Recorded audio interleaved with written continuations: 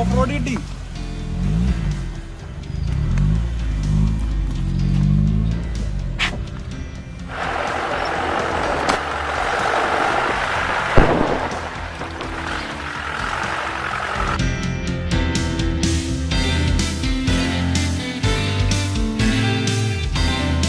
Welcome back to our channel.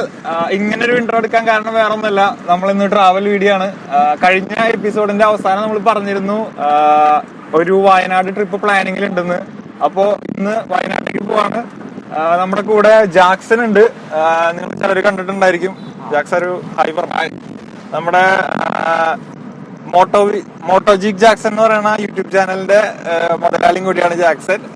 ഞാൻ അതിന്റെ link താഴെ ഇടാം. പിന്നെ നമ്മുടെ നവീൻ ഉണ്ട്, പിന്നെ അശ്വിൻ ഉണ്ട്. ഓക്കെ, അപ്പോ വയനാട് നമ്മൾ പോകുന്ന സ്ഥലം എന്ന് പറയുന്നത് ഒരു കാടിന്റെ അകത്താണ് സെറ്റപ്പ്. ടെന്റ് ചെയ്യാനുള്ള പരിപാടിയാണ്. അപ്പോ സൂപ്പർ എക്സൈറ്റഡ് ആണ്.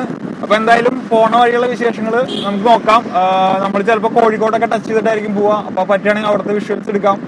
അപ്പൊ എന്തായാലും എല്ലാവരും വീഡിയോ സ്കിപ്പ് ചെയ്യാതെ കാണുക.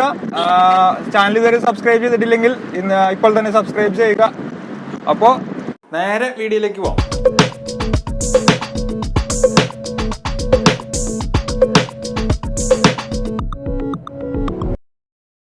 ഇപ്പം നമ്മളുള്ളത് കുറ്റിപ്പുറത്താണ്. കുറ്റിപ്പുറം മേൽപ്പാലത്തിൻ്റെ വർക്ക് ഇവിടെ നടന്നുകൊണ്ടിരിക്കുകയാണ്. നമ്മൾ രാവിലെ നേരത്തെ ഇറങ്ങിയോണ്ട് നമുക്ക് അധികം ട്രാഫിക് കിട്ടിയില്ല. എന്തായാലും കുറച്ചുകൂടെ കഴിഞ്ഞിട്ടുണ്ടെങ്കിൽ ഇവിടെ നല്ല ട്രാഫിക് ജാം ആവാനുള്ള സാധ്യത കാണാണ്ട്. ഇതാണ് പൊന്നാനിയിലേക്കുള്ള ബൈപ്പാസ്, പുതിയ ബൈപ്പാസ്. ജാക്സൺ നമുക്ക് വഴിയൊക്കെ പറഞ്ഞിട്ടുണ്ട്. നമുക്ക് വലിയ ഐഡിയ ഒന്നും ഇല്ല.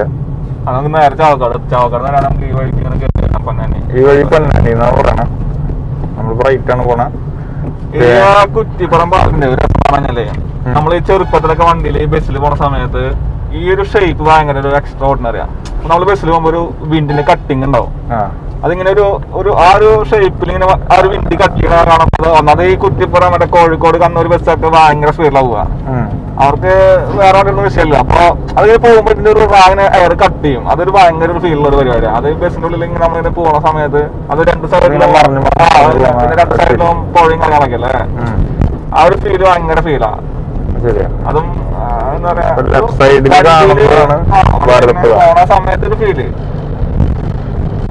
ഭാരതപ്പുഴയില് മക്കളാണല്ലോ, വെള്ളമൊന്നും കാണില്ല. അത് ഈ സമയത്ത് അധികം വെള്ളം നല്ല ഉണ്ടാവില്ല. ബസ് സ്റ്റാൻഡിലേക്കാണ്. അപ്പൊ അതെന്താ കാരണം വെച്ചാല് ഈ ബസ് സ്റ്റാൻഡിന്റെ അടുത്ത് തന്നെയാണ് നമുക്ക് മറ്റേ റെയിൽവേ സ്റ്റേഷൻ വരുന്നത്.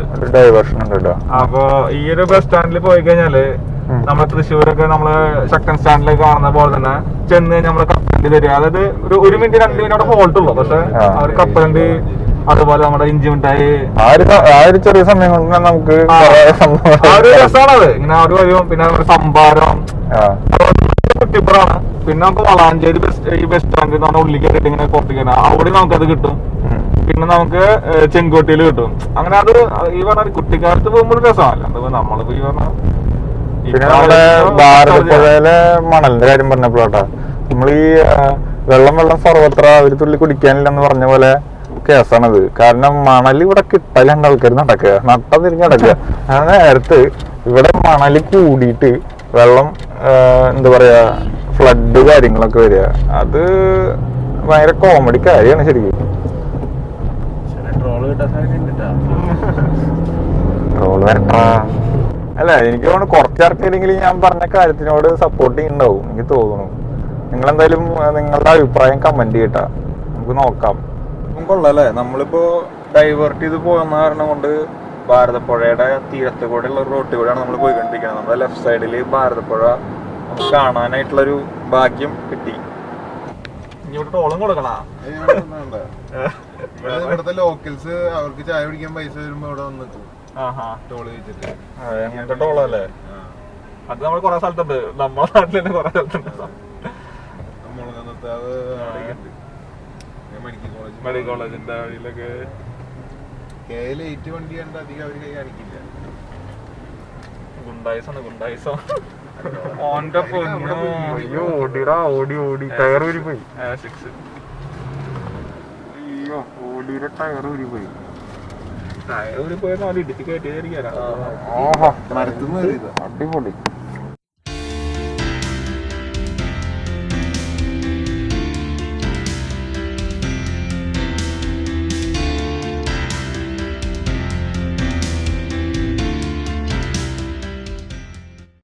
ഇവിടെ ഒരു KV കോംപ്ലക്സ് ഉണ്ട്. ഇത് one of the oldest building ആണ് കോഴിക്കോട്ടിലെ KV കോംപ്ലക്സ്. പണ്ടത്തെ നമ്മുടെ സിറ്റി സെന്റർ പോലൊക്കെ തുടങ്ങിയിട്ട് സ്റ്റാർട്ട് ചെയ്തതാണ് KV കോംപ്ലക്സ്. പഴയ ബിൽഡിംഗ് ആണ്.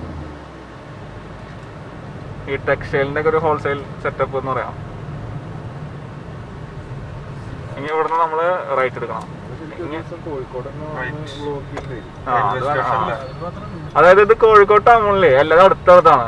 അപ്പൊ അതുകൊണ്ടാണ് നമ്മളിങ്ങനെ കറങ്ങിയിട്ട് എല്ലാം ജസ്റ്റ് ഒന്ന് കണ്ടിട്ട് പോകുന്നതായിരിക്കണം. ഇതിപ്പോ റെയിൽവേ സ്റ്റേഷനിലേക്കുള്ള വഴിയാണ്.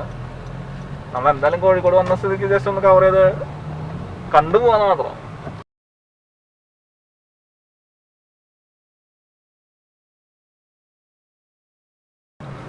ഇതാണ് റെയിൽവേ സ്റ്റേഷൻ കോഴിക്കോട്. ഏറ്റവും നല്ല ഫൈനസ്റ്റ് ആയിട്ടുള്ള ഓട്ടോറിക്ഷക്കാരെ കിട്ടുന്ന സ്ഥലം എന്നാണ് കോഴിക്കോട് റെയിൽവേ സ്റ്റേഷൻ പറയുന്നത്.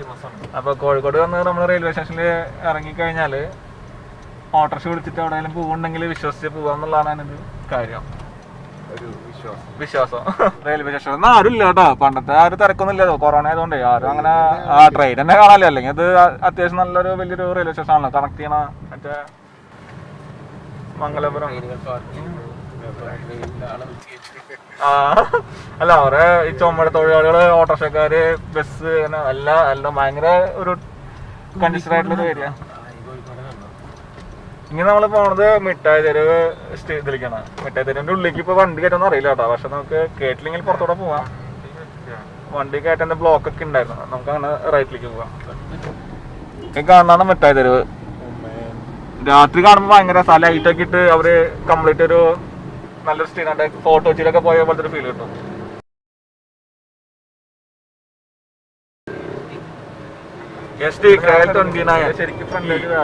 ഇത് പുതിയ രജിസ്ട്രേഷൻ ആക്കിയാണല്ലോ. റീ രജിസ്ട്രേഷൻ ആയിരിക്കും. ഇപ്പൊ കൊറേ വിന്റേജ് വണ്ടിക്ക് എന്താണ്ട്. പക്ഷെ അതെല്ലാ കാലഘട്ടത്തിലും ഉണ്ട്. അപ്പൊ നമുക്ക് നമ്മുടെ ചെറുപ്പത്തിലാണെങ്കിലും നമുക്ക് അങ്ങനെ ഒരു ക്രേസ് എല്ലാവർക്കും ഉണ്ടാവും. ആ ഒരു പഴയ വണ്ടി വേണം എന്നുള്ളൊരു എല്ലാവരും ഒരു അതെ ഡേറ്റ്സ്. ഇത് ഭയങ്കര രസമാട്ടോ ഈ മിഠായി തെരുവിന്റെ ഉള്ളിൽ പോയി കഴിഞ്ഞാല്. കണ്ടാ കംപ്ലീറ്റ് ടെക്സ്റ്റൈൽസ്, അങ്ങനെ നട്ട്സ്. വില കുറവുണ്ട്, അത്യാവശ്യം നല്ല റേറ്റ് കുറവുണ്ട്. പിന്നെ അത് വില കുറവിനേക്കാളും ഉപരി ഒരു ഷോപ്പിംഗ് എക്സ്പീരിയൻസ് ആണ്. അതാണ് അതിന്റെ ഒരു പ്ലസ് പോയിന്റ്. വികാരമാണ് കോഴിക്കോടിനൊരു വികാരമാണ് മിഠായി തെരുവ്. ഞാൻ ശരിക്കും മിഠായി തെരുവ് എന്റെ ഒരു ഐഡിയയിൽ ഇത് ശരിക്കും അത് പണ്ട് മറ്റേ ഒരു ചങ്ങായി ഉണ്ടായിരുന്നു എന്നൊക്കെ പറഞ്ഞു. അതന്നെ അത് കുഞ്ഞുണ്ണി മാഷ് ചങ്ങായില് അങ്ങനെയൊക്കെ ഒരു സ്കീമിനാണ് കറക്റ്റ് അറിയില്ല. എന്റെ അത് മിഠായി തെരുവിലേക്ക് ഇവിടെയും വണ്ടി കയറ്റില്ല കേട്ടോ. പക്ഷെ ഇതൊരു ഏരിയ ആണ്, ബൈക്കൊക്കെ പോവാം. ചെറിയ നല്ല അത്യാവശ്യം രാത്രിയൊക്കെ വന്നിട്ട് എക്സ്പീരിയൻസ് ചെയ്യാൻ നല്ല രസമായിരിക്കും. അതെന്നുവെച്ചാല് അത് ഇപ്പൊ അടുത്ത് വന്നിട്ടുള്ളൂ ഇതിന്റെ റെസ്ട്രിക്ഷൻ. അത് പുതുക്കി പണിതതിനു ശേഷം മിഠായി തെരുവ് പുതുക്കി പണിതതിനു ശേഷം വണ്ടികൾ ഉള്ളിലേക്ക് വിടുന്ന പഴയ ബിൽഡിംഗ് ആണ്. ഇത് കംപ്ലീറ്റ് പഴയ ഒരു സെറ്റപ്പ് തന്നെ എപ്പോഴും ഉള്ളത്. ഇവിടുത്തെ ഉള്ളിൽ ടൗണിന്റെ ഉള്ളിലത്തെ ബിൽഡിങ്സ് ഒക്കെ. ഇതാണ് മാനേജർ സ്ക്വയർ. കളിക്കാനും പാർക്ക് ഇതൊക്കെ ആയിട്ട്. ഇത് ടൗണിന്റെ ഉള്ളിൽ തന്നെ ഒരു ഇങ്ങനെ ഇരിക്കാൻ പറ്റിയ സ്ഥലം. ഇപ്പൊ പഴയ ആൾക്കാരൊക്കെ വന്ന് ഇരുന്ന് വർത്താനം പറഞ്ഞിരിക്കാൻ പറ്റിയ നമ്മുടെ തേക്കിൻകാട് മൈതാനം എന്ന സ്കീമില്. നമ്മുടെ തൃശ്ശൂർ തേക്കിൻകാട് മൈതാനം പോലെ തന്നെ ഇതാണ് പണ്ടത്തെ ഒരു ഇതാണ് മില്ലായിരുന്നത്, കോട്ടൺ മില്ലായിരുന്നത്. ഈ ലെഫ്റ്റ് സൈഡിൽ കാണുന്ന പഴയ ബിൽഡിംഗ് കോട്ടൺ മില്ലാണ്. ഇതാണ് ചിറ അല്ലേ, മാനാഞ്ചിറ. ആ ചിറയിലെ ആ മാനാഞ്ചിറയുടെ ചിറ ഇതായിരിക്കും അല്ലേ? വെള്ളം കെട്ടി നിർത്തുന്ന സ്ഥലമാണ് ചിറ. പിന്നെ ഈ കാണാണ് പഴയ നമ്മളെ കോഴിക്കോട്ടെ പഴയ ഒരു സിനിമാ തിയേറ്റർ. ഇതെന്ന് പറഞ്ഞാൽ ഇംഗ്ലീഷ് പടവും ഇതൊക്കെയാണ് കൂടുതലും കളിക്കാറ് ഇവിടെ. ക്രൗൺ എന്നാണ് പേര്. കോഴിക്കോട് എല്ലാവർക്കും അറിയാം. അതായത് ഇവര് പണ്ട് തൊട്ട് ടെക്നോളജി അപ്ഗ്രേഡ് ചെയ്തുകൊണ്ടിരിക്കുന്ന ഒരു ടീമാണ്. ഇംഗ്ലീഷ് പടങ്ങൾ മാത്രം അല്ലെങ്കിൽ ഹിന്ദി പടങ്ങളൊക്കെ കളിക്കാൻ വേണ്ടി മാത്രം ഒരു തിയേറ്ററായിരുന്നു ക്രൗൺ. ഭയങ്കര പേരുള്ള തിയേറ്ററാ ക്രൗൺ. ഇത് പേരൻ ഹോട്ടല്. ഓക്കെ, ഇതിന്റെ ഓപ്പോസിറ്റ് ആണ് നമുക്ക് പാൽ സർവത്തുള്ളത്. ഇത് ശരിക്കും പേരകണ്ട ഫസ്റ്റ് ഹോട്ടലാണ്. എന്നിട്ട് അതായത് ചെറിയൊരു ബിൽഡിംഗ് ആയിരുന്നു പേരാൻ തുടങ്ങുന്നത്. ഇതിനെ എക്സ്റ്റെൻഡ് ചെയ്തിട്ട് കംപ്ലീറ്റ് ഇപ്പോൾ ഫ്രണ്ടിൽ നോർമൽ ടൈപ്പ് റെസ്റ്റോറൻറ്റും ബാക്കിലേക്ക് പിന്നെ ഫാമിലി അങ്ങനെയൊക്കെ ആക്കിയിട്ട് അവർ മാറ്റി എടുത്തിട്ടുണ്ട്.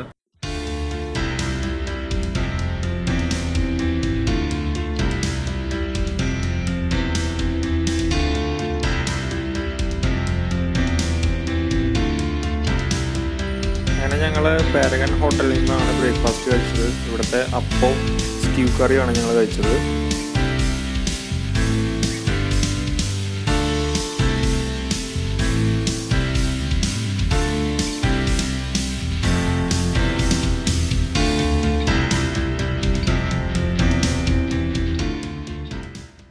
ഇപ്പോൾ പാരഗൺ ഹോട്ടലിൽ നിന്ന് നമ്മൾ ഫുഡൊക്കെ കഴിച്ച് നേരെ മുമ്പിൽ ഫേമസ് ആയ പാൽ സർവത്തിൻ്റെ ഒരു ഷോപ്പുണ്ട്. അപ്പം അങ്ങോട്ട് വന്നിരിക്കുകയാണ്. ഇവിടെ നല്ല ക്യൂ ആണ്.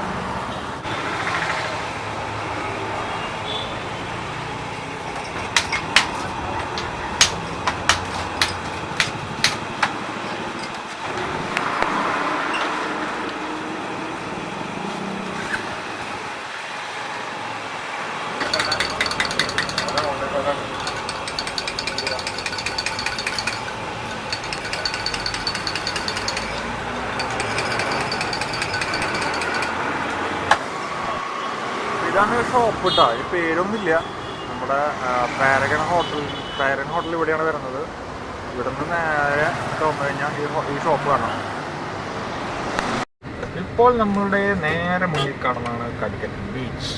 പണി നടന്നുകൊണ്ടിരിക്കാനുണ്ട് ബീച്ചിൽ. കുറച്ചൊരു വൃത്തി ഉണ്ടായിരുന്നു മുമ്പ്. ഇപ്പൊ എന്താ പണി നടക്കണമെന്ന് കുറെ സ്റ്റാച്യൂസ് കാണാനുണ്ട്. ഇതിലൊക്കെ സ്റ്റാച്ചു. ഞാൻ എൻ്റെ വെഡിങ്ങിൻ്റെ ആൽബം ചെയ്യാൻ വന്നതോടെയാണ്.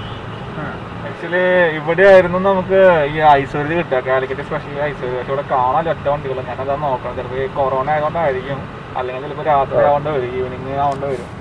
ബീച്ച് നമുക്ക് ചെറുതായിട്ട് കാണാണ്ട്. ആൾക്കാരൊക്കെ ഇറങ്ങിയില്ല ബീച്ചിൽ. ഇഷ്ടം പോലെ ആൾക്കാരൊക്കെ വന്നിട്ടുണ്ട്.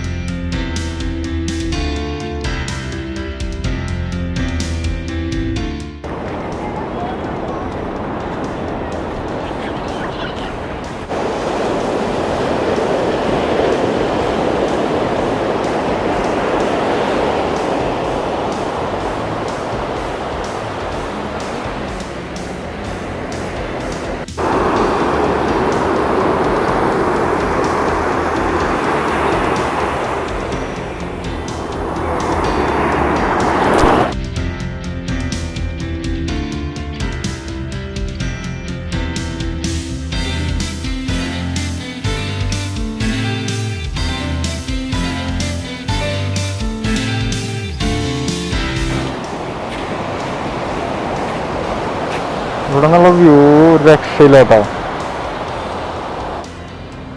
ബീച്ച് കാണാൻ വരുന്നവർക്ക് ഇരിക്കാനായിട്ടുള്ള നല്ല അടിപൊളി സ്പേസുകൾ ഉണ്ടാക്കിയിട്ടുണ്ട് കേട്ടോ. ഇവിടെ ഇരുന്ന് കഴിഞ്ഞാൽ ഇവിടെ നേരെ ബീച്ചിൻ്റെ വ്യൂ ആണ് വരുന്നത്. ആ ഒരു കാറ്റൊക്കെ കൊണ്ട് ഈ ഒരു വ്യൂ എൻജോയ് ചെയ്യാൻ പറ്റിയ രീതിയിലുള്ള എല്ലാ കാര്യങ്ങളും ഇവിടെ ചെയ്തു വെച്ചിട്ടുണ്ട്.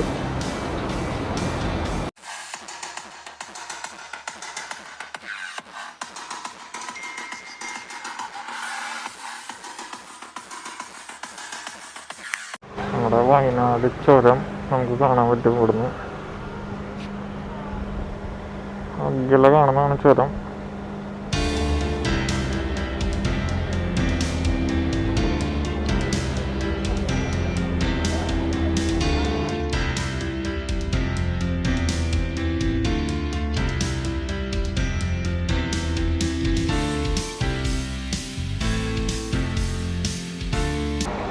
ഇവിടെ നമ്മുടെ വണ്ടി കിടക്കുന്നുണ്ട്. നമുക്ക് പോകേണ്ടത് ഈ ഡയറക്ഷനിലാണ്. പണിപാളി ഓഫ് റോഡ് കിട്ടി.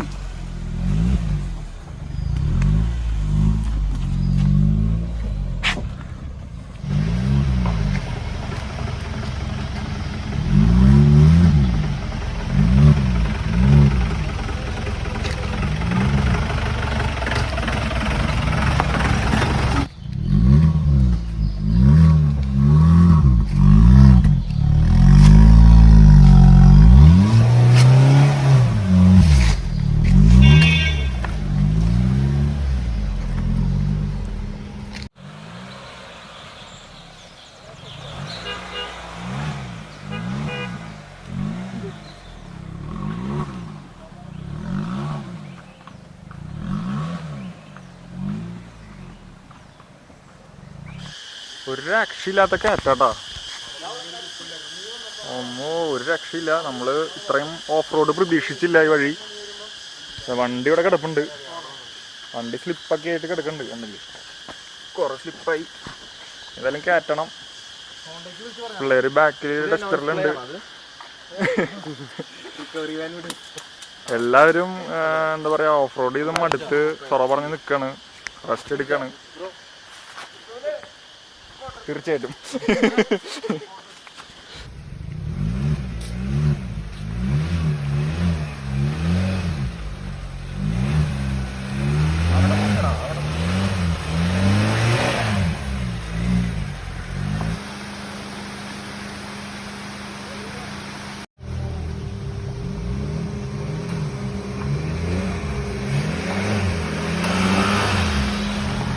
ഫൈനലി എത്തി.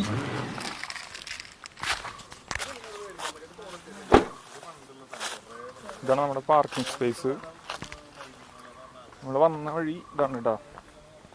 അതിനെ കയറി വന്നു.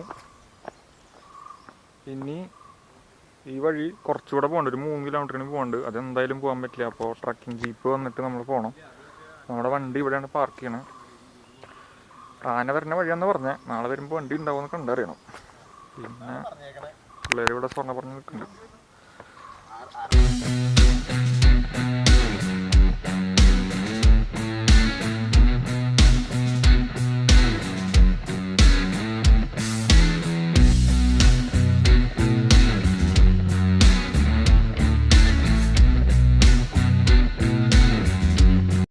നമുക്ക് പോണ്ട ഓഫ് റോഡ് ജീപ്പ് ഇതേ വന്നുകൊണ്ടിരിക്കുന്നുണ്ട് കേട്ടോ.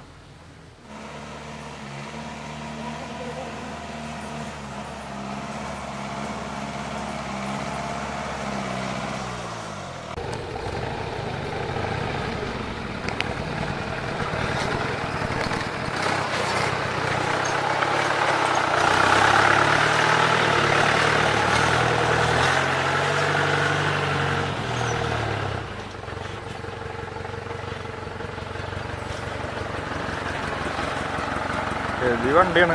ഇതിനകത്താണ് നമ്മുടെ ലഗേജൊക്കെ കയറ്റി നമ്മളെ കൊണ്ട് പോകാൻ പോണേ.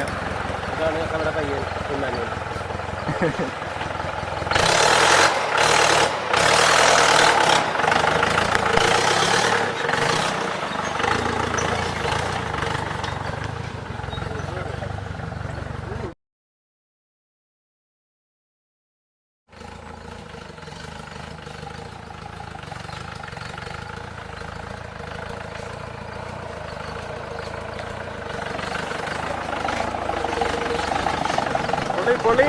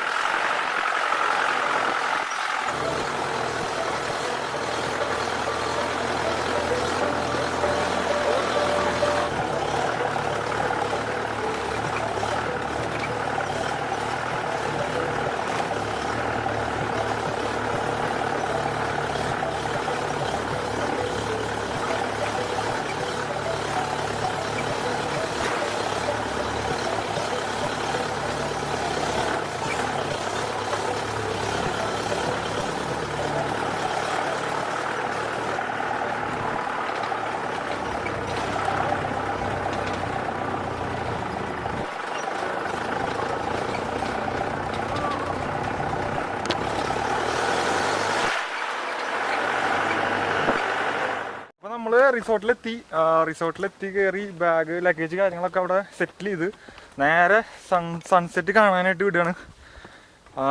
അപ്പോൾ ഇവിടെ ഒരു വ്യൂ പോയിന്റ് ഉണ്ട്. ഒരു മലയുടെ മുകളിലാണെന്ന് തോന്നുന്നു. അപ്പോൾ അങ്ങോട്ട് പോയിക്കൊണ്ടിരിക്കുക. മലയുടെ മുകളിൽ നിന്ന് നല്ല അടിപൊളി സൺസെറ്റ് വ്യൂ ഉണ്ടെന്നാണ് പറഞ്ഞത്. അപ്പം എന്തായാലും നോക്കാം.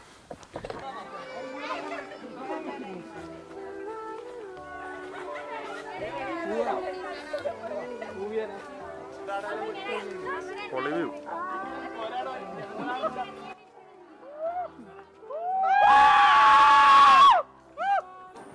ഇവിടെ നിന്നുള്ള വ്യൂ ഒരു രക്ഷയില്ല കേട്ടാ.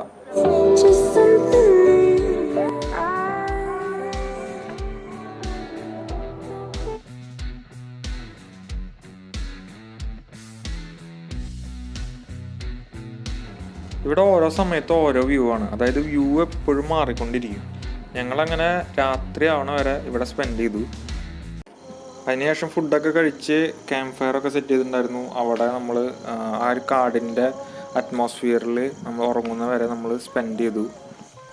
ഈ ക്യാമ്പ് ഫയറിൻ്റെ ചുറ്റോറം കാണുന്ന ടെൻറ്റ് കണ്ട, ഇവിടെയാണ് നമ്മളെല്ലാം സ്റ്റേ ചെയ്തത്. ഭയങ്കര ഒരു ആംബിയൻസ് ആയിരുന്നു കേട്ടോ, പറയാതിരിക്കാൻ പറ്റില്ല. ഈ ടെൻറ്റിലൊക്കെ കിടന്നുറങ്ങിയിട്ട് രാവിലെ നേരം വെളുത്ത് എണീക്കുമ്പോൾ ഒരു വൈബ് വേറെ ലെവലാട്ടോ. അതുപോലെ നാളെയാണ് നമ്മൾ ഇനി സ്ട്രീം ട്രക്കിങ് ചെയ്യാൻ പോകുന്നത്. അതായത് ഇവിടെ അടുത്തൊരു അരുവിയുണ്ട്, അവിടേക്ക് നമ്മൾ കാട്ടിനകത്തൂടെ നടന്നു പോയി അവിടെ സ്പെൻഡ് ചെയ്ത് തിരിച്ചു വരും. അതുപോലെ നാളെ സ്റ്റേ ചെയ്യാൻ പോകുന്നത് വേറൊരു പ്രോപ്പർട്ടിയിലാണ്. അതൊരു കാടിനകത്തുള്ളൊരു കേവാണ്. അപ്പോൾ അതിൻ്റെ വിശേഷങ്ങളെല്ലാം അടുത്ത എപ്പിസോഡിൽ കാണിക്കാം. അപ്പോൾ അടുത്ത വീഡിയോയുടെ നോട്ടിഫിക്കേഷൻ ലഭിക്കാൻ സബ്സ്ക്രൈബ് ചെയ്തതിന് ശേഷം ബെല്ലൈക്കൺ ഓൺ ആക്കിയിടാൻ മറക്കരുത്. അപ്പോൾ ഈ വീഡിയോ ഇഷ്ടമായെങ്കിൽ ഈ വീഡിയോ ലൈക്ക് ചെയ്യാൻ മറക്കരുത്. അതുപോലെ നിങ്ങളുടെ സുഹൃത്തുക്കൾക്കിടയിലേക്ക് ഇത്തരം വീഡിയോസ് ഷെയർ ചെയ്യുക. അപ്പോൾ അടുത്ത വീഡിയോയിൽ ഇതിനേക്കാൾ കിടിലൻ കാഴ്ചകളുമായിട്ട് നമുക്ക് കാണാം. അതുവരയ്ക്കും ബൈ.